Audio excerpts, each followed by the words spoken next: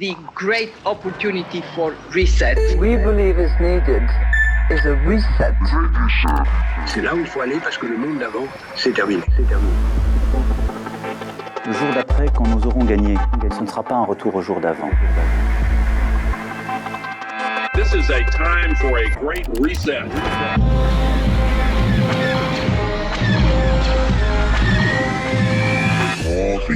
Ou le grand ménage.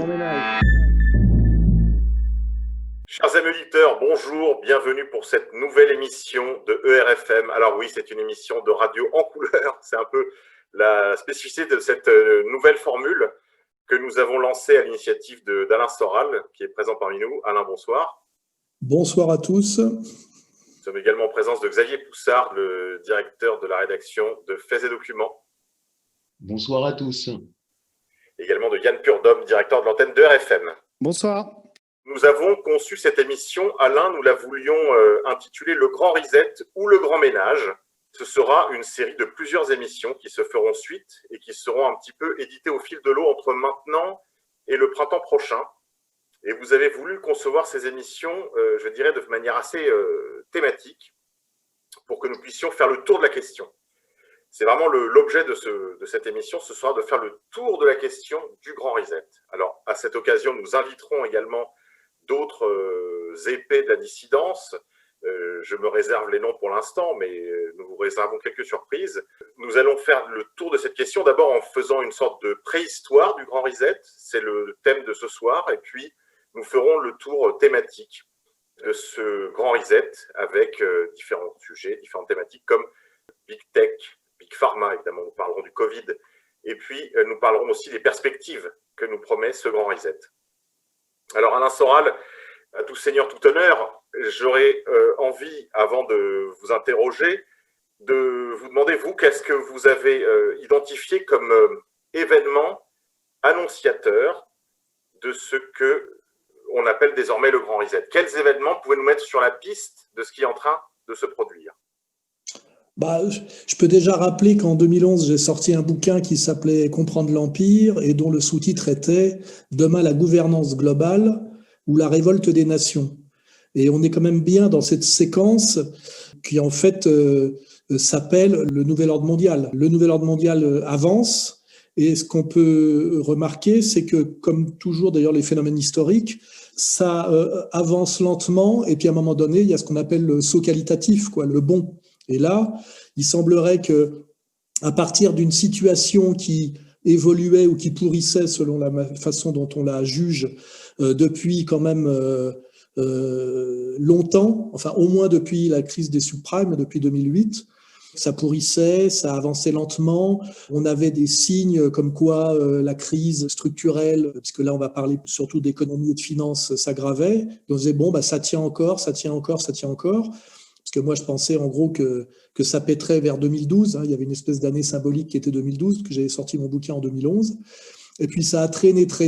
Je me posais même la question à un moment donné, je disais même à Jovanovic, finalement, tous les jours, on annonce que ça va péter, puis ça fait quand même depuis 2008 que ça tient.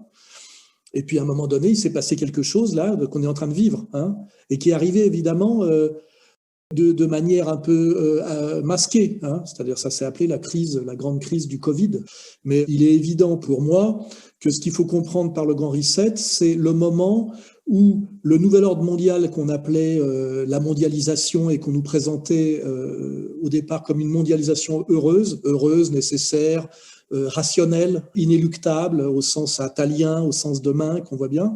Aujourd'hui, on est en train de nous l'imposer de force, non plus par une stratégie de séduction ou de persuasion, mais par une stratégie de peur, de terreur. Ça serait comme ça qu'il faudrait poser l'objet. Alors après, si on veut avoir des dates importantes, si je veux faire une présentation un peu plus historique, rappelez-vous qu'en 1992, je crois, Fukuyama avait sorti un bouquin qui s'appelait « La fin de l'histoire et le dernier homme ». Et c'était un peu de dire qu'avec l'effondrement de l'URSS, c'est-à-dire l'alternative communiste, le marché, la logique du marché, c'est-à-dire le libéralisme, était devenu une évidence et en fait était devenu la fin des tâtonnements idéologiques et le passage, à l'évidence et au réel. C'était ça l'idée. Et en fait, cette espèce d'éternité qui nous était annoncée, c'est-à-dire qu'à partir de 1992 plutôt, il n'y avait plus le monde était le monde libéral et il n'y en avait plus qu'un. Et ben finalement, c'est ce qu'on a appelé une courte éternité, puisque 16 ans après, en 2008, il y a eu cette crise des subprimes qui nous a pété à la gueule.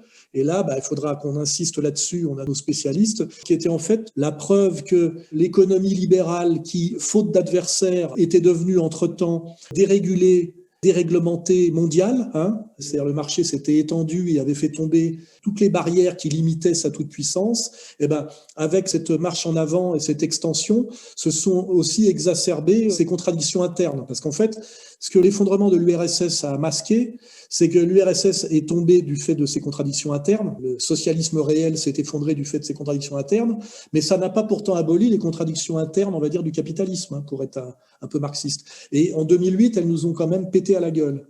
Quand on regarde ce qui s'est passé en 2008, il y a eu un diagnostic qui a été fait par tout le monde, qui était trop de création de fausses monnaies, trop de finances, danger de la déréglementation, de la dérégulation, etc., etc. Et ce qu'on a vu là, c'est que les puissants, puisqu'on a bien compris que le monde capitaliste et le monde de la finance étaient devenus le dominant politique, ils n'ont plus personne au-dessus d'eux, c'est eux qui décident de la politique, au lieu de corriger le tir en retournant à des pratiques plus raisonnables, je ne vais pas trop déflorer le sujet, on continuait à aggraver les choses. De plus en plus de faux dollars, de plus en plus de dettes irremboursables, de plus en plus de profits financiers virtuels, etc., etc. Comme si, en fait, le fait que ça tient sur le plan de la démonstration, on va dire, mathématique, faisait que le réel allait suivre. À un moment donné, on a eu un monde inversé, c'est-à-dire qu'on est passé des mathématiques au service de l'économie aux mathématiques qui produisent purement et simplement de la magie économique. Et à un moment donné, il s'est passé une deuxième date, c'est 2014, je crois que c'est Madame Lagarde qui a annoncé, dans un espèce de discours un peu kabbaliste à base de Reset 777, qu'il faudrait, elle a annoncé la date en 2021, procéder à un grand reset, c'est-à-dire une grande réinitialisation. My last R is reset. We seeing as necessary going forward a reset in the area of monetary policies. Ce qui voulait bien dire que les tenants même du capitalisme financier mondialisé admettaient qu'ils étaient arrivés au bout d'une logique et qu'il faudrait à un moment donné faire une réinitialisation, c'est-à-dire une remise à zéro des compteurs. Alain, est-ce qu'on peut faire coïncider cette crise présente avec ce que le marxisme ou la critique, plus globalement la critique du socialisme, a formulé comme la crise terminale du capitalisme? Est-ce que ce sont deux événements, uniques? Est-ce qu'il s'agit d'un seul événement ou est-ce qu'il s'agit de deux choses différentes? Moi, je me méfie toujours quand on parle de crise terminale. C'est-à-dire qu'en général, l'histoire montre que c'est jamais terminé. En tout cas, ce qui est sûr, c'est que là, d'abord, l'outil marxiste est très utile pour comprendre ce qui se passe en ce moment, puisque là, je peux faire une remarque importante, c'est que des gens pensent qu'on est en train de passer du capitalisme au communisme en douce. Alors qu'en réalité, quand on lit Marx, on se rend bien compte que Marx annonce bien que les contradictions internes de la logique du capital, ce qu'on appelle la dérive de l'accumulation, amènent à une concentration maximale de capital dans des mains de plus en plus réduites, donc à quelque chose de dictatorial. Où là, je vais faire une deuxième remarque, c'est que beaucoup de gens ont cru, parce que ça les arrange, notamment les libéraux, que 1984 d'Orwell, puisque c'est très présent en ce moment, Le meilleur des mondes, 1984 d'Orwell, beaucoup de gens ont cru que 1984 d'Orwell décrivait et ne décrivait que la société soviétique. Et donc, ils disaient, le communisme soviétique amène au totalitarisme, et donc la liberté, c'est le libéral. Alors qu'en réalité, dans le livre d'Orwell, c'est assez présent, il décrit une dérive totalitaire qui englobe aussi bien le système capitaliste que le système socialiste, qui sont les deux faces d'une même médaille en réalité. Et là où je veux bien poser le débat dès maintenant, c'est que nous n'assistons pas à une révolution en douce communiste. En fait, nous assistons à ce que Marx a décrit, c'est-à-dire la dérive de l'accumulation capitaliste qui, fatalement, arrive à la fin à quelque chose qui est l'inverse du marché libre et non faussé, mais qui est une dictature oligarchique totale, avec en plus une guerre civile généralisée. Il montre bien le tous contre tous, l'aliénation maximale par le fétichisme de la marchandise, etc., etc. Donc là, moi, j'incite les gens à retourner à Marx et à bien comprendre que c'est pas parce que le socialisme est tombé de ses contradictions internes que ça a annulé les contradictions internes du capitalisme, car je le rappelle, si dans une logique de logique des ensembles, le communisme, le socialisme n'est qu'un moment en fait du capitalisme. C'est un moment où des gens, en critiquant les contradictions internes du capitalisme, ont essayé de produire une offre alternative, mais en réalité, le communisme, dans sa naissance comme dans sa mort, n'est qu'un moment de la grande épopée du capital. Puisque je rappellerai simplement que s'il y a eu la critique du capital, c'est parce qu'il y a eu le règne du capital. C'est parce que la société bourgeoise a pris le pouvoir sur le monde occidental et des gens ont produit une critique de cette société. Et donc, en fait, le communisme est un chapitre en réalité du capitalisme. C'est un moment critique qui échoue, mais ça ne remet pas en cause les contradictions du capital. C'est là où il faut pas qu'on tombe dans le piège et l'arrogance de ce que j'ai entendu récemment sur Radio Courtoisie. Un autre message ? Je pense depuis un certain temps que nous sommes dans un pays communiste. Certains adoptent un comportement de capot, cordialement. Bon, je crois qu'il n'y a pas besoin de commentaires. Et un autre message, cette réinitialisation est en vérité le retour d'une société qui fonctionne sur un mode communiste. C'est le communisme qui revient, comme si Soros, Attali, Minc s'étaient convertis en douce au léninisme. C'est pas comme ça que ça marche. Et deuxièmement, de comprendre que même si l'URSS est tombé, c'est tombé parce que ça méritait de tomber, la dérive de l'accumulation et la dérive du capital a continué. Et là, on est arrivé à un tel niveau de contradiction et de dysfonctionnement que les tenants du capital sont obligés eux-mêmes d'abolir, je dirais totalement, les lois du marché, d'une certaine manière, alors qu'avant, ils les avaient truquées et aménagées. C'est-à-dire qu'on n'était pas dans le libéralisme concurrentiel à l'ancienne, c'est-à-dire le marché libre et non faussé. On était déjà dans du monopolisme, on était déjà dans des processus comme ça de trust, de développement inégal, toutes ces choses qu'on étudie quand on étudie l'économie marxiste. Et là, on est arrivé à un tel niveau qu'effectivement, les tenants du capital, qui sont aussi les tenants du politique, c'est ça qu'il faut comprendre, c'est qu'il n'y a pas de contrepoids. Ils ont pris les pleins pouvoirs. Et ben eux-mêmes, leur alternative, c'est soit ils admettent qu'il faut qu'ils rendent leur tablier et que ça veut dire que l'économie passe à nouveau sous contrôle du politique et donc de la morale, pour citer Aristote, c'est-à-dire que l'économie redevienne une branche de la morale d'une certaine manière, soit ils passent à la dictature totale, ils enlèvent le masque de soi-disant des règles du marché et de leur axiomatisation et de tout cet habillage mathématique pour faire croire que tout ça est scientifique, alors que c'est quand même un rapport de force et une domination, et ils passent en fait à la dictature. Or, c'est ce qu'ils sont en train de faire à mon avis, mais ils ne peuvent pas dire, voilà, nous, maintenant c'est la dictature des tenants du marché et on s'assoit sur le libéralisme, en réalité on s'en fout.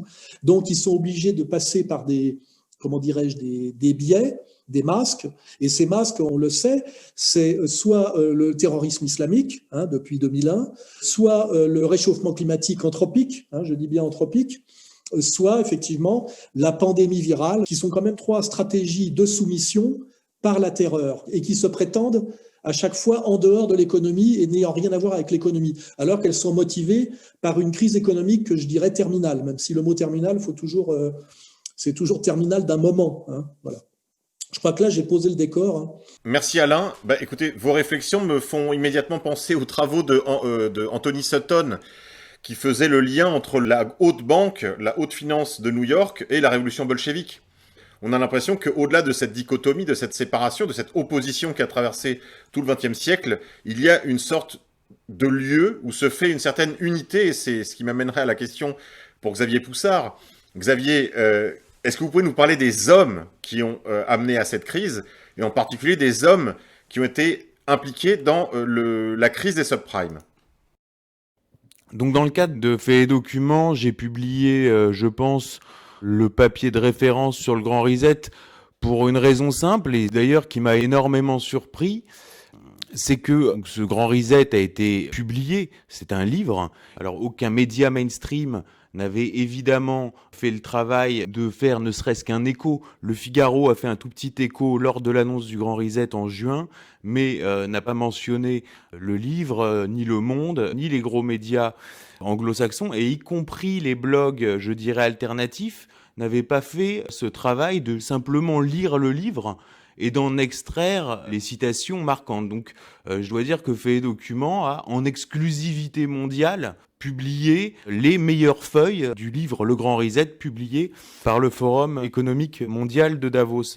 Alors, sur les acteurs du Grand Reset, j'ai envie de prendre une image toute simple, qui est une image de la culture populaire, qui est celle de la World Company dans Les Guignols de l'Info, qui était incarnée par Stallone, même si, bon, évidemment, dans le tour de table de la World Company, il ressemble très rarement à Stallone. Mais c'était l'idée des Guignols, si vous voulez, pour pas se cramer tout de suite. Et puis, de toute façon, ils ont fini par disparaître. C'est un peu comme le poème en hommage à l'Holocauste. Quand ils sont venus prendre un tel, tu n'as rien dit parce que tu n'étais pas ça, etc., etc.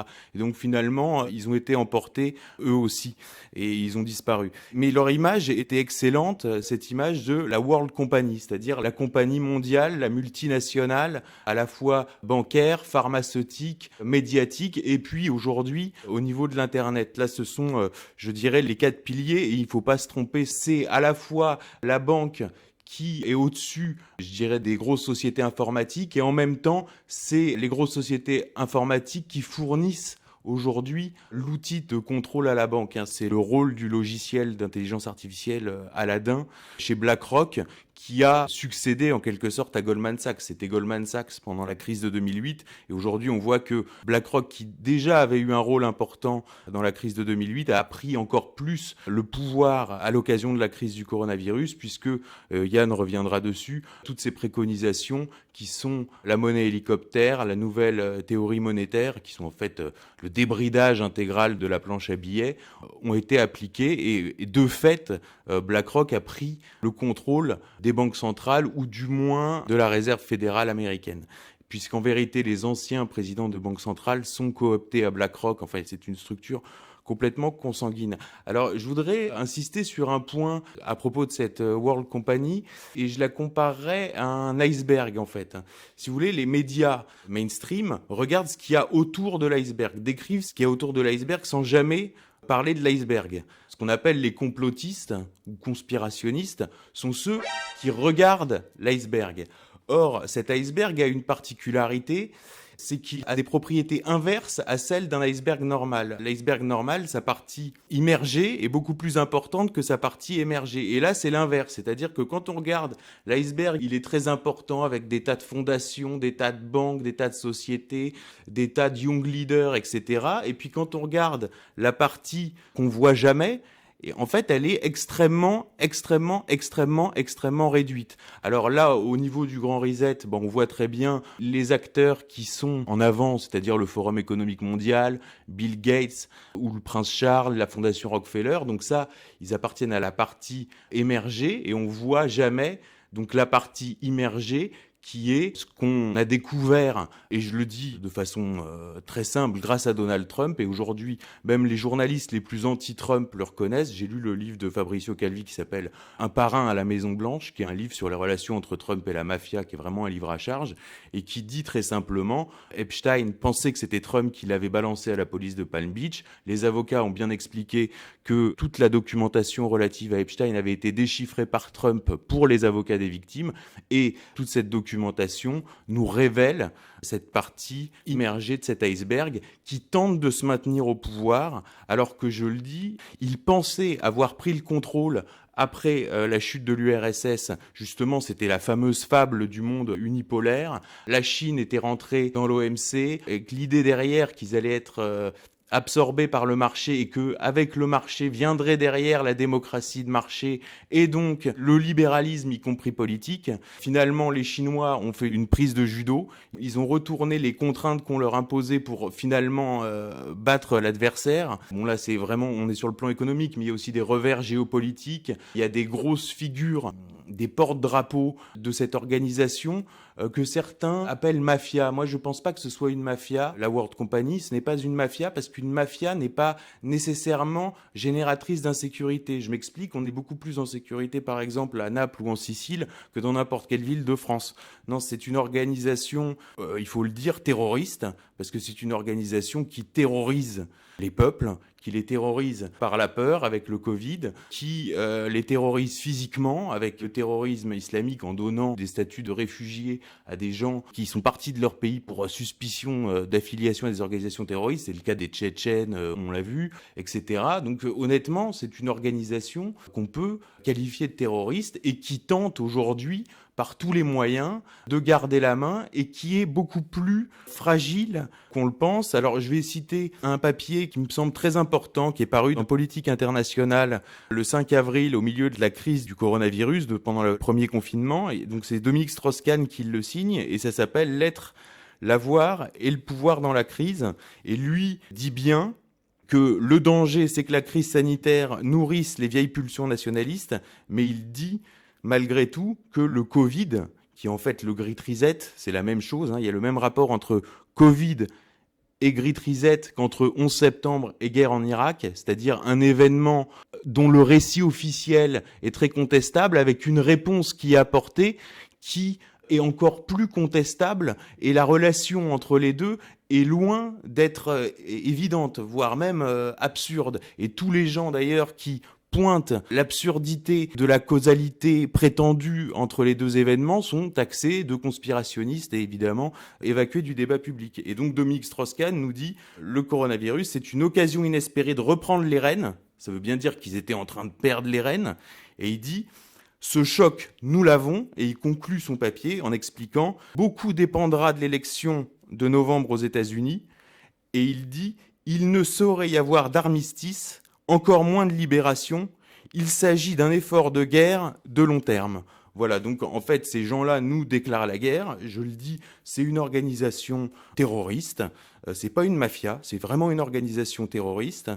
Et ils n'ont fait qu'aggraver leur processus de destruction depuis 2008. Merci Xavier pour ces éclaircissements. Cette image de l'iceberg que vous avez employée me fait penser à cette plaisanterie de Serge Gainsbourg. Qui a coulé le Titanic? Iceberg, encore un juif. Voilà, il y a un peu de ça quand même. Alors, on va donner la parole maintenant à notre directeur de l'antenne de RFM, Yann Purdom, concernant la situation présente. Alors, Yann, vous êtes plutôt versé dans les questions financières et bancaires, les questions monétaires. J'ai envie de vous poser, parce que moi je suis beaucoup moins initié dans ces matières que vous, une question toute simple. Où est-ce que nous en sommes aujourd'hui en 2020, Yann ? Oui, merci beaucoup de me donner la parole. Moi, quand j'ai commencé à m'intéresser au grand reset, à la grande réinitialisation, et puis à la nouvelle théorie économique qu'on essaie de nous vendre avec, qu'on appelle la théorie monétaire moderne, la TMM, quand je me suis un peu intéressé à tout ça, j'ai vu énormément de similitudes, si vous voulez, avec ce qu'on a connu par le passé. Et du coup, ça m'a donné un peu envie de revenir sur la genèse de la crise de 2008 et tous les excès qu'on connaît actuellement. Et en fait, il y a un personnage absolument fondamental là-dedans, c'est Milton Friedman. Alors Milton Friedman, c'est un économiste américain, père de l'école de Chicago, les fameux Chicago Boys, et père du courant monétariste. Né dans une famille juive de New York, élève brillant, il émerge aux États-Unis dans le sillage de Alissa Rosenbaum, dit Ayn Rand, la célèbre papesse du capitalisme individualiste outre-Atlantique. Et il fait partie de cette génération de juifs qui prend le pouvoir intellectuel et économique aux États-Unis à partir des années 60. Et cette génération verra naître en son sein des responsables comme Alan Greenspan, Ben Bernanke, Janet Yellen, Larry Summers, enfin vraiment des personnages de tout premier plan dans les administrations américaines et au sein de la Réserve fédérale américaine. Donc c'est dire, si vous voulez, l'importance de ce courant et des réseaux qui s'y agrègent. Et de tous, Milton Friedman est vraiment le plus brillant. Il devient un défenseur acharné d'un certain libéralisme. Il a le sens de la formule, des provocations, des métaphores imagées.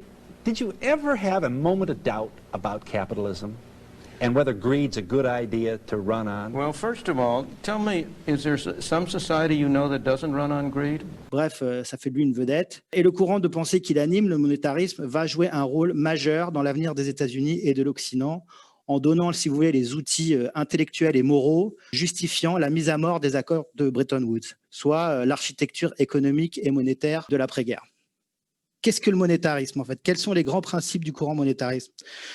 En 1963, Friedman coécrit avec Anna Schwartz un livre intitulé « Une histoire monétaire des États-Unis de 1867 à 1960 ». Donc ce livre, riche en statistiques et données historiques, analyse les conséquences des variations de l'offre de monnaie sur l'équilibre économique des États-Unis. Et suite donc à cette analyse, Friedman en sort une idée majeure, c'est-à-dire que l'inflation peut être maîtrisée si l'offre de monnaie, donc l'offre de monnaie qu'on injecte dans l'économie, suit une courbe de croissance linéaire qu'il arrive à définir à 3% par an. Voilà. Selon lui, si les banques centrales en fait suivent rigoureusement cette règle, alors les marchés peuvent se réguler d'eux-mêmes et ainsi on peut supprimer toute réglementation, régulation qui deviennent dès lors inutiles.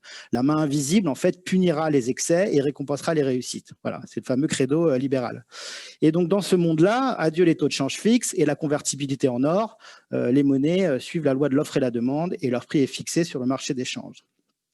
Alors, c'est assez innovant. Théoriquement, il y a beaucoup de gens qui se posaient quand même des questions parce que c'est vrai que cette idée de croissance linéaire de l'offre de monnaie, c'était quand même un peu bancal. Mais pourtant, ce courant a connu un vrai succès. Les vraies raisons de son succès, en fait, viennent du fait que les hommes politiques américains, par pure démagogie et pour financer la course avec l'URSS, souhaitaient se débarrasser du carcan que représentaient les accords de Bretton Woods et notamment l'obligation de convertir le dollar en or à hauteur de 35 $ l'once. Et le courant monétariste leur offrait sur un plateau la justification théorique de son enterrement en première classe. Et c'est d'ailleurs ce que fera Richard Nixon dans une célèbre intervention télévisée le 15 août 1971. I have directed Secretary Connally to suspend temporarily the convertibility of the dollar into gold or other reserve assets. L'or joue un rôle de garde-fou, si je puis dire, afin d'éviter les surchauffes et les excès de création monétaire. Le fait de mettre Bretton Woods à la poubelle fait qu'il n'y a plus de garde-fou du dollar. Dès lors, l'État américain peut creuser ses déficits et sa dette sans être importuné. Donc ça, c'est la première chose. Ensuite, le monétarisme va mettre en place ce qu'on appelle le système d'échange flottant. Les monnaies, en fait, vont suivre, selon Friedman et le monétarisme, la loi de l'offre et la demande. Et donc, c'est le marché d'échange qui va fixer leur valeur entre elles. Donc, l'or est complètement évacué. Et ça, selon les monétaristes, ça devrait jouer le rôle de garde-fou, c'est-à-dire que ça devrait empêcher les gouvernements de faire trop de déficit. Mais ce qu'il faut bien comprendre, c'est le contexte international de l'époque. C'est-à-dire qu'à l'époque, les prix du pétrole flambent avec le choc pétrolier. Et les États-Unis, grâce aux accords de Quincy avec l'Arabie saoudite et avec la pression qu'ils exercent avec leur armée, obligent, si vous voulez, les pays exportateurs de pétrole à libeller leur pétrole en dollars. Ce qui fait que si vous êtes un État moderne qui veut acheter du pétrole pour faire tourner son économie, vous êtes obligé d'avoir une réserve de dollars. Donc on est rentré dans un monde où finalement le dollar a supplanté l'or comme étalon de mesure et donc a permis aux Américains de vivre largement au-dessus de leurs moyens. Et la deuxième chose qu'il faut absolument évoquer, c'est l'émergence de la Chine. Parce que lorsque vous faites des déficits, vous créez de la monnaie. Et là, bien sûr, vous avez un problème, c'est l'inflation. Or, finalement, on s'est aperçu que quand bien même la Fed a créé énormément de dollars, les États-Unis n'ont pas connu une très grosse inflation. Pourquoi ? Parce qu'au même moment, vous avez eu l'émergence de la Chine qui est rentrée dans le commerce international et qui, à partir des années 80, a s'affirmer comme une puissance commerciale. Avec toutes les délocalisations qui vont se faire de l'industrie occidentale en Chine, les prix vont chuter. C'est-à-dire que l'intégration de la Chine dans le commerce mondial va jouer le rôle de rouleau compresseur déflationniste qui va venir contrebalancer l'inflation qui naît de la création monétaire de la Fed.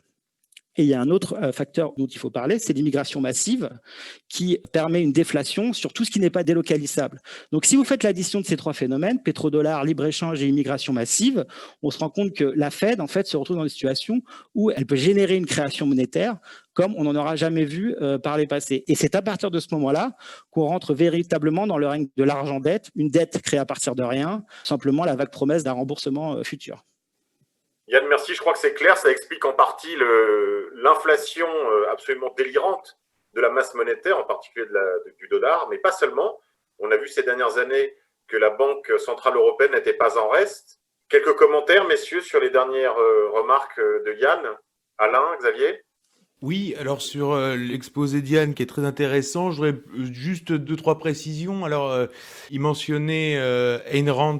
Le livre, c'est La Grève ou La Révolte d'Atlas qui a été traduit en français je crois, 20 ans après sa sortie aux États-Unis, et qui est devenu donc, avec 20 ans de retard, le livre de chevet, si on veut, de toute la technostructure, comme dirait Chirac, française. Ce qui explique le macronisme qui arrive avec 25 ans de retard par rapport au monde anglo-saxon, etc. Première remarque. Deuxième remarque, sur les banques centrales, on est rentré dans quelque chose de complètement fou depuis 2008, ce qu'on appelle les taux d'intérêt négatifs. Ça veut dire qu'en fait, les banques centrales payent les banques pour leur donner de l'argent, qui, elles, se font payer, puisque là, les taux d'intérêt, quand elles, les banques, reprêtent aux particuliers ou aux entreprises, là, sont plus du tout négatifs. Donc déjà, on est dans une relation qui est extrêmement bizarre, et en retour, comme la monnaie est extrêmement incertaine, les banques payent en retour les banques centrales pour déposer leur argent en dépôt. Donc on est dans un circuit comme ça un peu bizarre. Et pourquoi on doit rentrer au niveau, je dirais micro, dans la monnaie dématérialisée, c'est-à-dire la monnaie électronique, c'est parce qu'en fait, il faut plus qu'il y ait de bas de laine. Et pour se faire des marges sur les entreprises et sur les ménages, il faut plus qu'il y ait de bas de laine. Et à ce moment-là, la banque réaugmentera ses tarifs de façon à se faire rembourser l'argent qu'elle met en dépôt dans les banques centrales sur les ménages.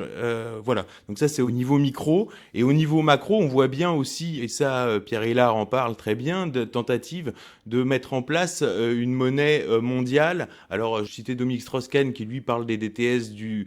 Xavier, juste expliquer ce que c'est les DTS, parce que là tu parles un peu chinois parfois. Les droits de tirage spéciaux, si on veut, c'est une monnaie qui est utilisée par le FMI. Je vais pas rentrer dans des détails qu'en vérité je maîtrise pas. On voit aussi que l'ancien gouverneur de la Banque d'Angleterre, qui vient d'être nommé d'ailleurs à un autre poste aux Nations Unies pour piloter l'agenda 2030, là on est vraiment dans la structure même. C'est-à-dire qu'en fait ces gens-là sont complètement interchangeables. Ça prouve bien qu'il n'y a pas de compétences. Si on peut piloter l'agenda 2030 de l'ONU sur la question climatique un jour, en ayant été banquier, en ayant dirigé la Banque centrale d'Angleterre, soit on est un génie, soit c'est qu'en fait, ces gens-là sont complètement interchangeables.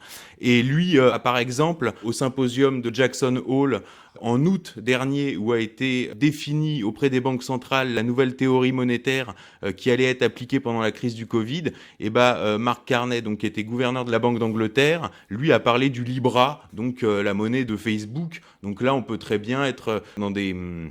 comment dirais-je, à la fois nouvelle technologie. On voit aussi le brevet déposé par Microsoft de manière à générer de la monnaie Bitcoin par blockchain avec des capteurs sur votre cerveau. Donc en vérité, alors on voit effectivement une flambée de l'or parce que les gens vont vers des valeurs refuges puisqu'on fait tourner la planche à billets et qu'à terme, il y a forcément une perte de confiance en la monnaie. Mais est-ce que, à la limite, cette perte de confiance qui va provoquer une inflation est pas quelque part voulu pour provoquer un effondrement monétaire et à ce moment-là faire naître cette nouvelle monnaie articulée entre banques, nouvelles technologies, Big Pharma avec les capteurs, etc. et qui sera finalement indexée sur rien, quoi, qui sera juste des points, quoi, comme des jetons quand on est dans une kermesse, quoi. Alain Soral. Oui, là, on voit bien tout le piège de ce qu'on appelle l'économisme. C'est que au départ, c'est quelque chose qui est là pour gérer la création de richesses par de la production. C'est-à-dire qu'au départ, on est dans du réel. Et puis, à un moment donné, on a des mathématiques qui se mettent au service de la gestion de la production. Ça s'appelle la comptabilité. Et puis, à un moment donné, les mathématiques prennent le dessus.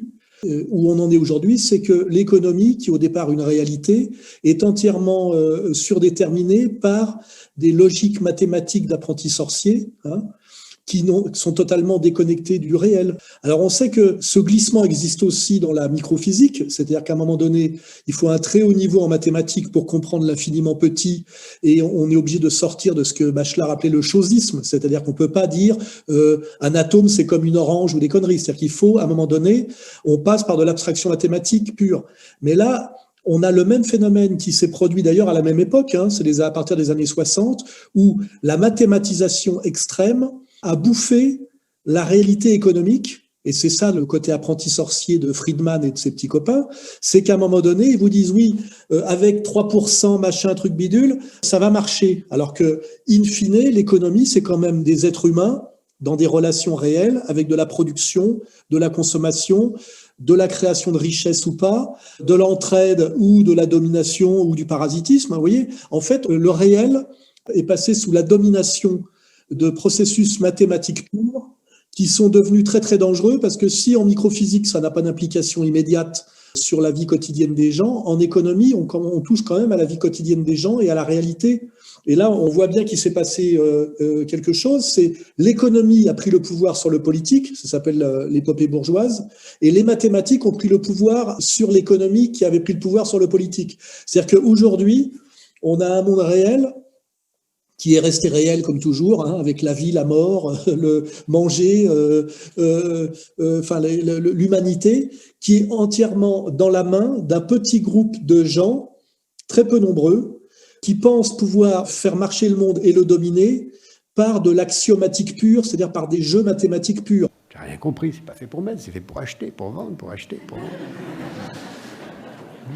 Et c'est exactement la meilleure leçon qu'on puisse avoir sur ce qui se joue en ce moment, si vous voulez comprendre ce qui se passe dans le système financier moderne. C'est tout, vous avez tout compris quand vous avez compris cette histoire. Eh ben, le grand reset, c'est qu'à un moment donné, c'est d'ailleurs ce qu'on appelle le phénomène de bulle, mais là c'est la bulle des bulles, c'est qu'à un moment donné, il y a ce qu'on appelle, ce que d'ailleurs Lénine appelait l'éternel retour du concret. Vous voyez, c'est-à-dire qu'à un moment donné, on est là, parce que pour pas partir dans des, comment dirais-je, dans de l'économie, mais justement faire de la critique non économique de l'économie, c'est qu'à un moment donné, il faut revenir à la réalité, et on est parti très très loin de la réalité, et les gens aujourd'hui qui ont le pouvoir ont un pouvoir qui est un pouvoir d'usurpation, un pouvoir de délire, un pouvoir de mensonge.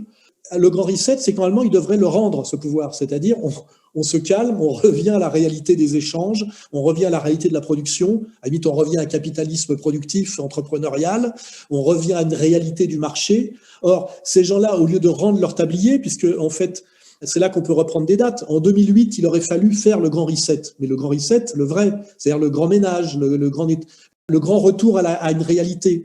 Et on a continué à aggraver cette mathématisation délirante. Et en 2014, la décision qui a été prise, c'est comme maintenant c'est irréversible, et que en plus on est en danger de mort, parce que ceux qui ont pris le contrôle du monde par cette escroquerie, parce que là on est bien dans des jeux d'écriture, en but d'escroquerie, il y a de la spoliation, il y a du vol, parce que de l'autre côté, les gens se font dépouiller quand même, faut pas oublier, parce que il faut bien qu'au bout, quelqu'un paye quand même. Hein. C'est pour ça qu'à un moment donné, aujourd'hui, ce qui est en jeu, c'est la liquidation de l'économie réelle des classes moyennes réellement productives et entrepreneuriales, PME, PMI, petits commerces, restaurants, etc., etc.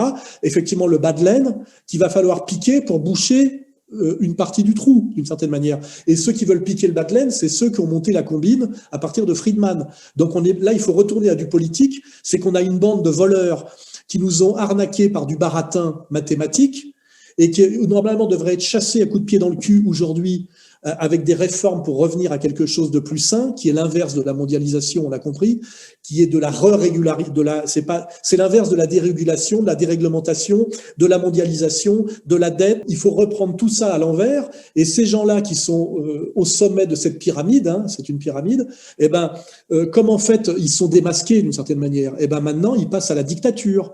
Alors, dans un premier temps, pour que cette dictature soit acceptable, ils disent on est obligé de vous enfermer parce qu'il y a un virus, on est obligé de vous supprimer vos libertés parce qu'il y a des terroristes islamiques qui veulent vous égorger, on est obligé de vous empêcher de fonctionner parce que ça crée de l'empreinte carbone, vous voyez. Mais on sait très bien que toutes ces théories sont fallacieuses. Le réchauffement climatique anthropique est une escroquerie. Le virus, il y en a toujours eu et ça se gère.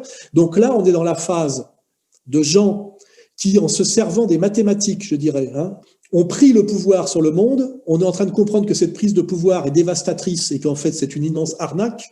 Et ces gens-là qui sont terrorisés d'être remis à leur place, c'est-à-dire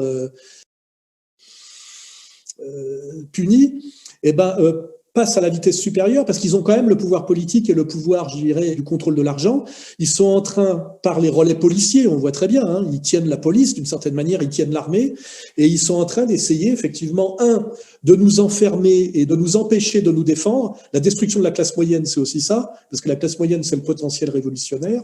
Ils sont en train, par la tentative, on le verra aussi, du pseudo-vaccin, de nous détruire corporellement nos capacités de défense et de combat, de faire de nous quelque part d'un peu des zombies. Et donc on est là, effectivement, dans une mer des batailles qui arrive, qui a beaucoup de dimensions eschatologiques. Et c'est pour ça que moi je dis qu'il faut à un moment donné remettre l'économie à sa place à coup de pompe dans le cul. C'est-à-dire que je rappelle que chez les Grecs, comme dans les monothéismes qui ont fonctionné très longtemps, si on cite Aristote, si on cite les évangiles ou si on cite le Coran, rappelez que l'économie est une branche de la morale, doit être surdéterminée par les valeurs, et les valeurs, je dirais, transcendantes, et que sa place est succursale de la morale et de la gestion empathique des autres. C'est là qu'on est dans un grand virage. C'est que ce qui est remis en cause, effectivement, c'est tout justement cet économisme. Et moi, ce que je dis, c'est qu'on ne peut pas corriger l'économie par de l'économie. La cage dans laquelle on doit remettre la bête sauvage, c'est comme ça que l'appelait Hegel, ne peut pas être faite de la même matière que la bête. Vous voyez ce que je veux dire? C'est-à-dire qu'on a un problème là justement de philosophie. C'est pour ça qu'à un moment donné, il faut botter le cul de l'économiste avec de la philosophie et dire c'est bien gentil tout ça, mais c'est une épopée historique, c'est une histoire effectivement qui arrive un peu à son terme. Et de même qu'on a dit, on a pu critiquer les grands récits, ce qu'on appelle les grands récits, les monothéismes, les révolutions, etc. L'épopée libérale est aussi un grand récit, et c'est celui qui a tenu le plus longtemps parce qu'il était le plus habile et le plus déguisé en, je dirais, en sérieux mathématique. Il était soi-disant le moins idéologique, et ça aussi c'est une énorme arnaque. Et d'ailleurs, c'est toute l'arnaque de l'économiste dont on parlait tout à l'heure, c'est de dire toujours, voilà, en fonction de calculs mathématiques, la marche à suivre est celle-là, et c'est une démarche scientifique.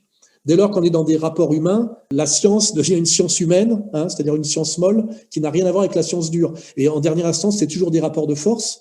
Et en dernière instance, il y a toujours un concept qui, enfin, ce qui est plus qu'un concept, qui est une réalité, c'est la notion de travail. C'est qu'à un moment donné, il y a le monde ne fonctionne parce qu'il y a des gens qui travaillent, parce que malheureusement, on n'est pas dans le jardin d'Éden, et qu'il y a des gens qui travaillent, qui participent à l'effort collectif, et puis il y a des gens qui spolient, et puis il y a des gens qui exploitent. Et à un moment donné, on revient à des fondamentaux assez simples, c'est qu'on a aujourd'hui au sommet de la pyramide de pouvoir mondial des gens qui sont des parasites et des spoliateurs, qui nous mentent à coups de mathématiques, mais ça commence à ne plus marcher, et qui cherchent aujourd'hui à se maintenir par tous les moyens. Le programme du Grand Reset, c'est-à-dire le bouquin de Schwab, énonce tous les moyens par lesquels ils vont essayer de se maintenir. Et comme le disait tout à l'heure notre camarade Xavier, en réalité, ils sont très peu nombreux, ils sont vieux, faut pas oublier, ce sont un petit groupe de kakoshim, il faut regarder leur gueule, la gueule de Soros et ces gens-là, et leurs enfants, puisque là on est sur une aristocratie inversée, mais qui a joué le même rôle. Leurs enfants sont des petits marquis dégénérés, il faut voir la différence entre les fils des uns par rapport à leur père et fils Biden, vous voyez, mais aussi père et fils Enthoven. Le fils Soros, faut aller sur l'Instagram du fils de Soros. Donc en fait, on a des oligarques kakoshim délirants, diaboliques, avec des rejetons qui sont totalement dégénérés et servis par des gens qui sont soit des imbéciles, soit des corrompus, soit des lâches. Ce monde ne peut pas marcher encore très longtemps comme ça. Donc de toute façon, le grand reset, on va y avoir droit, mais il vaudrait mieux que ce soit pas celui qui nous prépare. Et je vois pas comment celui qui nous prépare peut durer longtemps, parce que il y a comment dirais-je, une phrase qui dit très bien les choses, c'est on peut mentir tout le temps à très peu de gens. On peut mentir quelque temps à tout le monde, on ne peut pas mentir tout le temps à tout le monde. Voilà, c'est à peu près ça. Xavier Poussard, juste une remarque avant que tu prennes la parole, Xavier. Oui, toutes les remarques que vous faites là sur les mathématiques, pour ceux qui veulent illustrer ces propos, vous pouvez aller regarder le très bon film des années 90, je pense, ça s'intitule Pi. Pi comme le symbole mathématique, Pi. Vous y trouverez beaucoup des choses que Alain a dites ce soir, je crois, de manière bien illustrée. Ensuite, vous avez parlé des kakoshim, il y a bien sûr les Soros, mais aussi le Schwab, qui apparaît de plus en plus régulièrement avec un costume de méchant de Star Wars. On dirait vraiment un méchant de film, Xavier. Oui, alors Schwab, c'est assez drôle comme personnage d'avoir mis ce type... qui est un économiste allemand, qui a organisé dans les années 70 ce forum de Davos, qui a souvent fait rire, parce que c'est les gens qui faisaient la morale sur l'écologie alors qu'ils arrivaient tous en avion, enfin, presque un peu démodé. Je signale quand même que le dernier forum de Davos a été quand même historique, parce qu'il y a eu la menace de Soros, qui est bien expliqué que dans un contexte particulier, révolutionnaire ou très particulier, Trump pourrait pas être réélu, et puis Trump qui a, encore une fois, déclaré la guerre aux mondialistes. Alors ensuite, mettre Klaus Schwab en avant, c'est quand même étonnant parce qu'il parle anglais avec l'accent allemand, quoi. Now is the historical moment, the time, not only to fight severe virus, but to shape the system. In short, we need a great reset. On dirait vraiment, ouais, c'est ça, on est dans Star Wars, quoi. C'est hallucinant. Alors, sur l'expression Great Reset, j'ai fait des recherches complémentaires depuis mon article pour voir, avec des bases de données assez poussées, pour voir quand remontait cette expression. Et effectivement, elle remonte à la crise de 2008 et on la voit apparaître dans des rapports d'analyse de banques dès le début de l'année 2008, je crois, de Citibank. Et ensuite, le terme, si vous voulez, est repris dans un premier livre qui est signé par un géographe new-yorkais de l'Université Columbia qui s'appelle Richard Florida.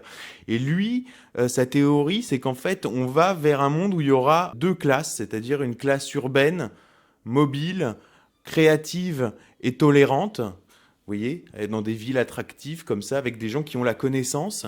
Et puis, en fait, il y a les ploucs, il y a tout le reste, quoi. Et eux, à la limite, ils peuvent disparaître.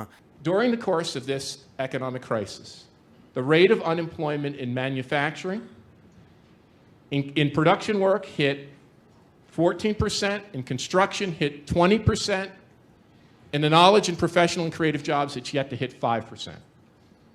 Over the course of the next decade, we will generate another 7.5 million jobs in the knowledge, professional, and creative sector of the economy. Those jobs already account for 50% of all wages and salaries paid. These jobs are the driving economic force of our time. Et si vous voulez, c'est exactement la pensée de Laurent Alexandre. Et c'est très intéressant, Laurent Alexandre, parce qu'il succède à Attali dans la page des éditoriaux de l'Express. Et lui, c'est celui qui assume, justement, c'est plus inclusif, quoi. C'est-à-dire que vous êtes des merdes. Et il le dit quand il passe à Alix, à Polytechnique, d'ailleurs, qu'un type comme ça puisse être invité à Polytechnique, ça dépasse l'entendement. Il dit, mais vous êtes des hommes-dieux et les autres sont des inutiles. Les dieux, vous, qui maîtrisez, contrôlez, managerez les technologies NBIC, les technologies transhumanistes, et les inutiles, les gens moins favorisés, qui auront du mal dans le monde compliqué dans lequel nous rentrons. Et en fait, c'est ça le grand reset, c'est de dire, au bout d'un moment, mathématiquement, on n'a plus besoin de vous. Vous devez disparaître. Et là, on voit, je parlais d'organisation terroriste tout à l'heure, enfin, il y a quand même une vraie déclaration de guerre à l'humanité. Et ça, elle est officielle, elle est écrite. C'est sidérant. C'est absolument sidérant, mais on est face à cette bête. Et encore une fois, là, je vais prendre une comparaison par rapport à la chasse. Le gibier est jamais plus dangereux que quand il est touché, agonisant et sur le point de mourir. Et en fait, on est face à cette bête-là qui est en train de mourir et qui, dans son agonie, donne des énormes coups de griffe et essaye de tuer. Et voilà en face de quoi on est. Donc je dis surtout aux gens qui nous écoutent de ne pas avoir peur, de bien comprendre face à quoi ils sont, de ne pas surestimer l'adversaire, parce que comme le disait Alain, il le rappelait, c'est effectivement une bande de Kakoshim, hein. On est sur du 85 ans de moyenne d'âge. D'ailleurs, la plupart sont morts. Je crois que Brzezinski est mort, Rockefeller est mort, les enfants, effectivement, sont des dégénérés. Il reste Kissinger. Et puis, plus on va dans les générations qui suivent, moins il y a de qualité. Et puis, il y a une reproduction. Là, on voit Blinken, qui est nommé secrétaire d'État, il me semble, de l'administration Biden. C'est le fils, c'est le gendre de Samuel Pisar, qui était déjà le conseiller de Giscard. Enfin, vous voyez, on est dans un truc qui est complètement de reproduction par le sang, sans aucune légitimité, parce que l'ancienne génération, à la limite, qui était arrivée, je dirais, à son apogée avec le monde unipolaire et la fin de l'histoire en 1990, c'était des gens qui, si vous voulez, étaient issus quand même de la Seconde Guerre mondiale. C'est-à-dire, ils avaient un vécu, malgré tout. Ils avaient un vécu. Or là, c'est des gens qui... Il faut voir Nicolas Begruen, qui se prétend être le successeur de Soros. Enfin, en plus, ces gens-là ont des Instagram, si vous voulez. Ces gens-là existent, ils ont des identités, ils ont des Instagram. Vous allez sur leurs Instagram, vous regardez leur vie. Mais enfin, vous êtes effondrés. Ils sont effondrant de nullité, quoi. Donc, je dis aux gens de vraiment garder l'espoir et de continuer à travailler sur tout ça. Vous vous levez le matin, vous travaillez, même si on vous empêche de travailler, vous travaillez. Et puis, ils tiendront pas longtemps, voilà. Xavier, merci. On va donner la parole quelques instants à Yann Purdom, directeur de l'antenne de RFM. Yann ? Oui. Vous parliez tout à l'heure de Davos, là, ce club millionnaire d'où est partie en fait cette idée du Grand Reset. Ce qui est intéressant, en fait, je pense, c'est que, comme je l'ai expliqué, donc la création monétaire là qu'on a vécue nous fait passer de crise en crise. Donc, il y a eu la crise de la bulle Internet. Ensuite, il y a eu la crise des subprimes, la crise des dettes souveraines, avec la crise de la zone euro. Maintenant, on arrive vraiment un peu à la crise terminale du dollar qui s'annonce. Et en fait, n'importe quel économiste un peu posé et puis honnête verrait que finalement, la solution simple pour sortir de cette fuite en avoir, ce serait de dégonfler les bulles, quoi. Cette énorme bulle de crédit qui s'est créée et de rentrer en déflation qui permettrait finalement que l'économie soit plus saine et qu'on puisse effectivement repartir sur des bonnes bases. Mais cette élite de Davos n'en veut pas. Pourquoi ? Parce que effectivement, ce sont des gens qui se sont formidablement enrichis sur cette création monétaire. Ils sont tous multimilliardaires. Et donc, bien sûr, une déflation, pour eux, c'est une division par 10 de leur richesse. Donc, je ne pense pas que ce soit une option possible pour eux. Et donc, ce sont quand même des gens lucides et pragmatiques. Et bon, ils sentent bien quand même que politiquement, la situation est plus tenable. Il y a eu l'élection de Trump, le Brexit, le mouvement des Gilets jaunes qui ont fait quand même l'effet d'un électrochoc. Dès lors, un peu comme dans les années 70, quand il a fallu tuer Bretton Woods, ils réfléchissent à un nouveau cadre, un nouveau paradigme, en fait, qui pourrait donner du sens à la situation. Lorsqu'on parle de l'économie, il faut bien entendre que l'économie, c'est vraiment la science de la justification des inégalités et de l'injustice. Et donc, c'est là, si vous voulez, qu'arrive cette fameuse théorie monétaire moderne qui nous est vendue avec le Great Reset et qui va jouer justement ce rôle, un peu le rôle qu'avait joué le monétarisme dans les années 70 pour permettre finalement de changer de paradigme. Qu'est-ce que c'est que la TMM, cette théorie monétaire moderne ? On peut dire pourquoi la TMM, c'est le prolongement du monétarisme, parce que finalement, la TMM remet en cause la notion de déficit et de dette, et c'est pour ça que partout maintenant dans les journaux, vous pouvez voir éclore des sujets comme « faut-il rembourser la dette ? Est-ce qu'on ne peut pas rentrer dans une dette perpétuelle ?» Donc, il faut bien comprendre que tout ce questionnement-là, en fait, tout ça, c'est l'introduction de la TMM dans le débat, en fait, de dire que finalement, un État, ce n'est pas une entreprise ou un ménage et qu'il n'a plus besoin de collecter l'argent par l'impôt pour fonctionner. Il peut accumuler les dettes sans contrainte sur ses capacités fiscales et sans être soumis au risque de défaut. Et donc, par ses dépenses, il alimente en monnaie l'économie. On est encore dans le prolongement de Friedman parce que finalement, on est toujours dans cette idée où on peut inonder l'économie de monnaie avec une justification théorique. Donc, quand Friedman a pris le pouvoir, ils nous l'ont joué, ils ont essayé de séduire l'électorat conservateur WASP en se faisant passer pour des libéraux durs. Et puis là, maintenant, ils nous refont le coup avec donc cette Sandy Kelton qui est la papesse en fait de la TMM qui a sorti un bouquin là cette année, qui était conseillère économique de Bernie Sanders en 2016 et en 2020. Ils essaient de nous réintroduire cette théorie avec la gauche, du moins avec le courant démocrate progressiste. Et donc, on voit éclore aussi des sujets comme le revenu universel. Donc, le revenu universel, bien sûr, au-delà du fait que ça permet d'avoir un contrôle total sur la population, puisqu'on peut vous couper le robinet quand on veut. Il faut bien comprendre que dans la tête des ingénieurs du Grand Reset, le revenu universel se mariera avec la technologie blockchain, donc la mise en place de la monnaie digitale pilotée directement par les banques centrales. Et donc, les banques centrales auront un accès direct sur votre compte. Ça permettra, comme je l'ai expliqué tout à l'heure, de piloter la politique monétaire de manière beaucoup plus directe, puisque les écueils que j'ai soulignés tout à l'heure concernant le monétarisme, quand j'expliquais que la Banque centrale pouvait pas interférer directement sur l'économie réelle puisqu'elle a été obligée de passer par les banques. Là, les banques sautent. C'est d'ailleurs pour ça qu'à mon avis, les banques vont être sacrifiées. On voit que les banques sont très mal, notamment les banques françaises, et que je pense pas qu'il soit prévu de les sauver. Donc, je pense que les banques vont être sacrifiées sous l'autel du Great Reset pour finalement laisser aucun intermédiaire entre la Banque centrale et les ménages et les entreprises. Ça permettra donc à la Banque centrale de contrôler directement la masse monétaire et donc par la technologie blockchain pourra contrôler la vélocité, créditer ou débiter votre compte selon ses impératifs de politique monétaire. Par exemple, je pense qu'il y a peut-être d'autres arrière-pensées. Je pense que là c'est sûr que vous avez raison, il y a un contrôle direct de la Banque centrale sur la monnaie. Mais est-ce que ce n'est pas plus simplement que ça, la mise en place d'une sorte d'esclavage par le contrôle de la blockchain qui vous permettra qui permettra aux banques centrales de contrôler finalement tous les achats, tous les paiements, toute la vie économique de tout le monde en fait, Alain Soral. Oui, une fois de plus, il faut essayer de prendre un peu de hauteur et en fait, il y a une logique qui apparaît, qui est quand même assez simple parce que le principe d'une équation, c'est que elle doit tomber juste, quoi. C'est-à-dire que ça doit faire zéro, ça doit s'équilibrer. On voit très bien qu'il y a une fuite en avant de la dette et que là, d'ailleurs, le confinement oblige en fait la classe moyenne entrepreneuriale, qui, je le rappelle, sa caractéristique, c'est d'être propriétaire de ses moyens de production. C'est ça qu'il faut comprendre. Hein. Les propriétaires de ses moyens de production, c'est pas le salariat. Hein. Le salariat, il n'est pas propriétaire de ses moyens de production. La classe moyenne, c'est spécifique, propriétaire de ses moyens de production. C'est-à-dire que c'est ce qui correspond réellement à l'économie libre et à l'économie d'entreprise. Et voilà, on les pousse à s'endetter à mort auprès des banques pour ne pas crever, hein, les restaurants, les PME, les PMI, en les empêchant de travailler. Et une dette, c'est toujours une hypothèque. Moi, c'est énorme. 4 semaines de chiffres qui ne rentrent pas, c'est énorme. On a beau repousser les crédits, etc. Ils seront là. Hein. Ce n'est pas des cadeaux. Hein. Aujourd'hui, on ne nous fait pas de cadeaux. Hein. C'est-à-dire qu'à un moment donné, qu'est-ce que va leur proposer le système ? On vous annule votre dette. En l'échange de quoi on vous spolie de tous vos biens, puisque vous en avez. Hein. Donc, on voit bien, c'est pour ça qu'on peut parler d'une sorte d'URSS à l'envers, mais qui n'a pas besoin d'un complot communiste. Hein. C'est que ça s'appelle la concentration maximale du capital. Il faut quand même reprendre un peu de recul et comprendre les logiques de ces mécaniques. Donc, aggravation de la dette par le confinement délirant, répété, systématique, annulation de la dette contre spoliation du bien, hein, en l'échange de quoi ? Revenu universel. Et pourquoi cette réforme, il faut comprendre qu'elle passe par la gauche et que c'est pas du tout du fascisme, entre guillemets. Enfin, c'est du fascisme qui passe par la gauche. Parce que tous les gens de gauche qui sont souvent des salariés de l'inutile, animateurs sociaux, étudiants inutiles, ce qu'on appelle animateurs du procès de consommation, ils vont trouver ça très bien parce qu'eux, ils n'ont pas de biens. Donc, on va rien leur prendre à eux.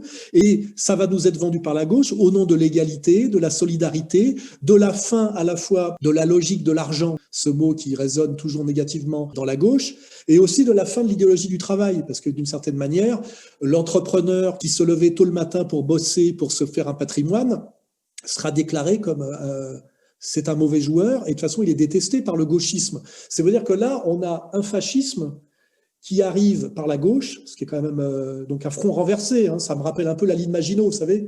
Les gens sont sur la ligne Maginot, ou le rivage des Sirtes, et puis ça arrive par derrière, quoi. Hein. C'est-à-dire que on voit très bien pourquoi le gauchisme a été alimenté et poussé à bout de bras par le grand capital, parce que le grand capital, pour faire son grand reset, va se servir du gauchisme, comme il va se servir d'ailleurs de l'écologie, et que tout ça va être fait au nom du partage, de la fin de l'idéologie du travail. Rappelez-vous Lafargue, hein, le beau-fils de Marx. Finalement, le revenu universel, même un con comme Chouard est pour, hein, je veux dire, tous ces gens-là vont abonder. Ça va montrer du doigt finalement l'entrepreneur comme un emmerdeur qui veut s'enrichir, qui veut faire bosser les autres, etc. Et finalement, une fois de plus, le pouvoir bancaire sera masqué par cette guerre déclarée à la classe moyenne. Rappelez-vous Arlette Laguillet, employée de banque, qui parlait tout le temps de patrons et de travailleurs. Ce qui prouve d'ailleurs qu'on ne peut pas se passer de travailleurs dans les entreprises, mais les patrons, on peut très bien s'en passer.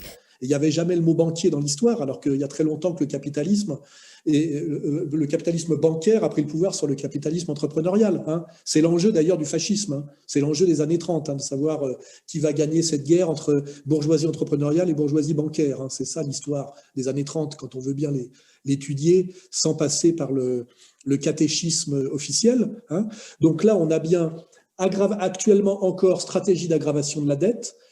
Derrière, déjà programmé, proposition d'annulation totale de la dette contre quoi ? Spoliation des biens. C'est-à-dire que là, il y a toujours pareil. On vous annule quelque chose qui n'existe pas, qui est des mathématiques, c'est-à-dire l'argent dette, de prêts d'argent qu'on a fabriqués, contre quelque chose qui existe, le travail, l'épargne, les biens de gens qui ont travaillé pour accumuler ça. PME, PMI, restaurateurs, petits commerces, c'est ce qui est en train de se jouer en ce moment. Et revenu universel, effectivement, entièrement monnaie numérique, qui vous sera attribué en fonction de critères moraux. On vous dit comme les Chinois, mais les Chinois, ils ne sont pas partie prenante dans l'histoire. Les logiciels qui sont déjà en place pour gérer tout ça sont israéliens, hein, je vous le rappelle. Et ça ne sera pas la technologie chinoise. Les Chinois, c'est un monde, c'est pas le nôtre. Là, on parle quand même du monde occidental et surtout de l'Europe qui va être le dindon de la farce de tout ça.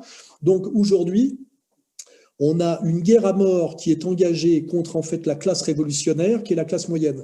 Et c'est ce qu'on appelle une guerre préventive. Rappelez-vous que la guerre préventive, c'est Esther, c'est déjà dans l'Ancien Testament, et c'est aussi Kouchner, les French Doctors, la nécessité de l'ingérence humanitaire, vous voyez ? Le devoir d'ingérence, puis le droit d'ingérence. Et en fait, ce qui est en train d'être mené en ce moment, c'est pour ça que moi je dis qu'il faut prendre de la hauteur sur l'économie. L'économie, c'est pour les couillons. Hein. Moi, je fais de la philosophie et je fais de la critique de l'économie politique. On est en train de déclarer une guerre préventive à la classe moyenne, parce que la classe moyenne et la classe révolutionnaire, et c'est la classe qui pourrait mettre dehors la bande à Soros ou la bande à Friedman.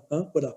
Donc on est en train de tuer d'abord l'économie réelle, c'est-à-dire qu'on est quand même toujours dans la même logique que l'économie purement virtuelle incarnée par BlackRock mène une guerre à mort contre l'économie réelle, puisqu'elle se nourrit, il ne faut pas oublier. Il y a un braquage derrière les habillages mathématiques, il y a quand même réellement une spoliation, il y a un vol, il y a des gens qui sont de plus en plus pauvres, des entrepreneurs qui font faillite dans les 5 ans, et puis des entités financières qui ne produisent rien et qui, à un moment donné, maîtrisent une masse de monnaie qui leur permet d'avoir un pouvoir total par la corruption sur le politique. Il ne faut pas oublier quand même qu'en dernière instance, tout ça est une histoire de pouvoir. C'est le pouvoir de la corruption. En ce moment, il va falloir parler aussi de ce qui se passe aux États-Unis avec le coup d'État.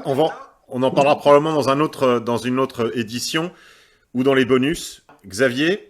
Sur le revenu universel, je pense que c'est vraiment quelque chose de très important. Nous, à Fait et Documents, on essaye toujours de voir les signaux faibles en regardant des documents internes à certains cercles de pouvoir et au revenu universel qui se cache derrière ce qui s'appelle l'économie du bien-être ou l'économie sociale et solidaire, enfin toute cette novlangue est quelque chose d'absolument central, c'est-à-dire la fin de la valeur travail. Et ça, dans l'équation, c'est au bout d'un moment qui produit, quoi. Et alors on nous explique, oui, alors ça va être des robots. Enfin tout ça paraît extrêmement délirant, quoi. C'est des gens qui sont rationnels mathématiquement sur le papier, comme le disait Alain, mais si vous voulez, la retranscription dans le réel ne colle jamais. Et en fait, le réel ne répond plus, quoi. Ça me fait penser à un roman écrit il y a quelques années par Jean-Christophe Ruffin, qui a été, je crois, également ambassadeur de France sous Sarko, si je ne me trompe pas, qui avait écrit un charmant roman sur le mondialisme, justement, qui s'intitulait Globalia, où il y a beaucoup de thématiques qui sont réapparues depuis cette histoire de Covid-19, depuis cette affaire aussi de Grand Reset, qui, je le rappelle, n'est pas une théorie conspirationniste. Le Grand Reset est en train de se mettre en place sous nos yeux. Oui, Xavier. D'ailleurs, j'ai oublié de le préciser tout à l'heure, et c'était la première chose que je voulais préciser. On a écrit dans notre article publié sur Égalité et Réconciliation et dans notre dossier que le Grand Reset avait été annoncé le 3 juin. Or, en faisant d'autres recherches, je suis tombé sur une dépêche de la Deutsche Presseagentur, c'est-à-dire la FP allemande, si on veut, qui annonce justement dès le 23 janvier, c'est-à-dire lors du forum de Davos, il n'y a pas encore de pandémie mondiale, il n'y a encore rien, personne n'a encore entendu parler du Covid. C'est-à-dire pour l'instant, c'est quelque chose de purement chinois. Et dès le 23 janvier, qui est déjà le jour où est annoncé le programme de vaccination mondiale, le 23 janvier, c'est-à-dire on est 3 mois avant le premier confinement. Ils annoncent le Grand Reset et ils annoncent le programme de vaccination mondiale. Autre chose, et pour revenir sur l'histoire de numérologie de Christine Lagarde, en fait, j'ai compris en voyant cette dépêche que la date du 3 juin avait été choisie pour quelle raison ? Parce que dans leur numérologie à 2 balles, ça donne 666, 3 x 6, 666, et voilà. Et c'est pour ça que ça a été annoncé le 3 juin, aussi bêtement. Donc en même temps, on est dans quelque chose d'infantile, quoi. C'est minable. C'est ça qui je veux vraiment insister là-dessus, parce que je vois beaucoup dans les commentaires des gens qui sont désespérés. Par exemple, je vois le cuistot de la télévision étoilée basque. Lui, par exemple, quand j'écoute ses interventions médiatiques... Monsieur Etchebest. Voilà, on a toujours l'impression qu'il fait tout, mais pourquoi, alors que j'ai tout fait, le gouvernement m'autorise pas à ouvrir ? Ben oui, on a tout fait. Comme de bons élèves, on a fait tout ce qu'on nous a demandé pour arriver à quoi ? À une fermeture. Donc c'est génial. Tu vois, donc il y a quand même beaucoup de gens, alors peut-être qu'il fait ça parce qu'il est à la télé et que il a des contrats aussi, je sais pas, mais je pense malgré tout que beaucoup de gens n'ont pas encore conscience de la chose, et ceux qui ont pris conscience sont confrontés à des gens qui, eux, n'ont pas pris conscience. Et il faut quand même garder, être pessimiste dans l'analyse et optimiste dans l'action, et je pense que ça c'est absolument central, et comprendre que nos adversaires sont dans des opérations de guerre psychologique. Alain ? Oui, important quand on voit le côté un peu guignolesque de tout ça, revoir sur Internet, puisque tout ça est accessible sur Internet. Alors, je précise déjà que le Grand Reset n'est pas un délire complotiste, puisque c'est un livre qui s'appelle Covid-19, le Grand Reset, qui est co-signé par Schwab et qui est même traduit en français. Donc, en fait, c'est un programme avec un agenda Donc, de dire que c'est un complot, c'est juste un mensonge de l'oligarchie et des médias qui travaillent pour eux. Mais en fait, il n'y a pas de discussion là-dessus, puisque c'est un programme avec un agenda et vous pouvez l'acheter d'abord en anglais et même maintenant traduit en français sur Amazon. Voilà. Donc, et vous le lisez et puis vous verrez que tout est bien dedans. Alors après, ce qui est marrant, c'est que je suis retourné voir la vidéo de Lagarde qui est sur YouTube. Il y a encore des trucs sur YouTube. Et ce qui est marrant, c'est que Christine Lagarde, qui est la patronne du FMI à ce moment-là et qui est donc à Davos, fait un espèce de numéro de numérologie à base de 7. 7, 7, 7, le grand reset.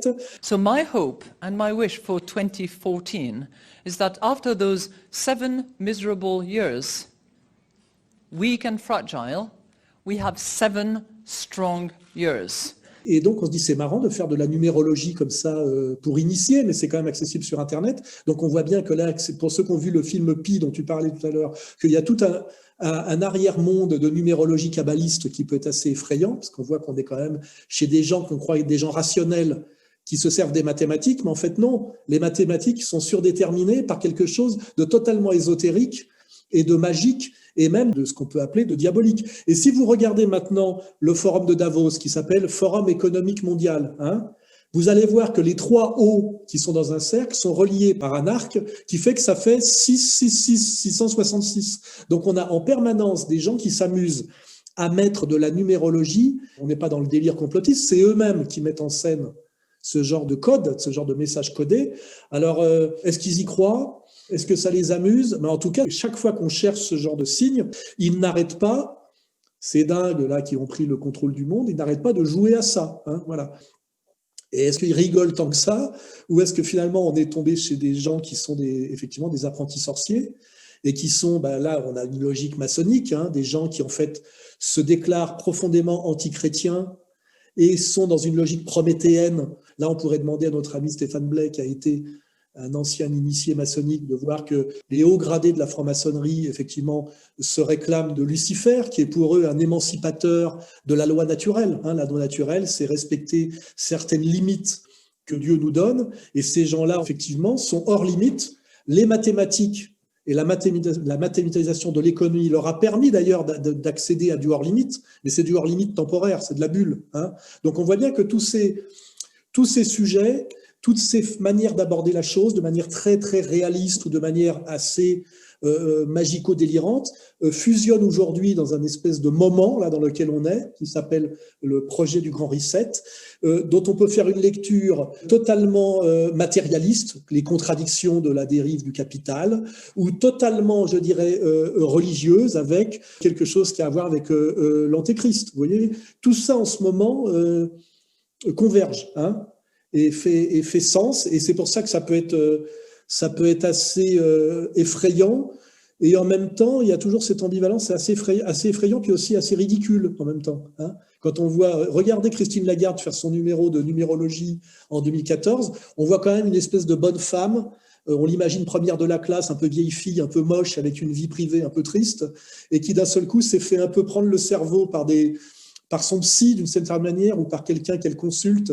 Vous voyez, comme certains peuvent être dans le sadomasochisme sexuel, et on a l'impression que ces gens-là sont en fait totalement perdus. Alors après, effectivement, on peut dire Dieu les a abandonnés ou ils ont abandonné Dieu, et on a des gens qui sont à la fois des dingos, des paumés, un peu des monstres, et qui sont en train de nous amener à quelque chose de très, très inquiétant. Et là, je rappellerai, quand on regarde les films des années 70 de science-fiction qui étaient très souvent dystopiques, c'est le mot à la mode, je me rappelle de Soleil Vert, vous voyez, on est un peu dans Soleil Vert, et je vous rappelle que Soleil Vert est un film américain qui montre quoi ? Qui montre l'Amérique, qui montre pas l'URSS. Là, je refais encore à nouveau remarquer qu'il n'y a pas besoin de passer par le communisme, l'URSS, et que même quand on voit ce qui est devenu la Russie aujourd'hui sous Poutine, elle a renoué avec l'orthodoxie, elle a rompu totalement avec ce matérialisme soviétique. Et en fait, je crois qu'aujourd'hui, c'est plutôt du côté de Cromwell qu'il faut aller voir, c'est plutôt du côté d'Amsterdam, de Londres, de New York, c'est plutôt du côté, on va dire, de l'Occident judéo-chrétien qu'il faut aller voir le problème. Notre ami Yann, tout à l'heure, nous citait les noms des apprentis sorciers de la nouvelle économie. Je dirais qu'il n'y a pas beaucoup de catholiques là-dedans, et ça pourrait peut-être nous amener à la transition sur Trump et l'élection américaine, sans doute. Très bien. Alain, merci beaucoup. Xavier, merci infiniment pour ces échanges très riches. On se retrouvera la prochaine fois pour un nouvel épisode de Le Grand Reset ou Le Grand Ménage. toujours avec Alain Soral, Xavier Poussard de la rédaction de Faits et Documents, et un invité que je me réserve de vous communiquer ultérieurement. Chers amis éditeurs, on se retrouve juste après ça pour les bonus. Et autrement, n'oubliez pas, vous pouvez nous aider. Sur le site d'Égalité et Réconciliation, vous avez tous les outils pour nous aider financièrement, nous soutenir. Faites-le de manière régulière, ce qui nous permet de construire dans l'avenir des projets tels que celui-ci. Chers amis auditeurs, je vous dis à la prochaine fois. C'était Monsieur K pour le Grand Reset.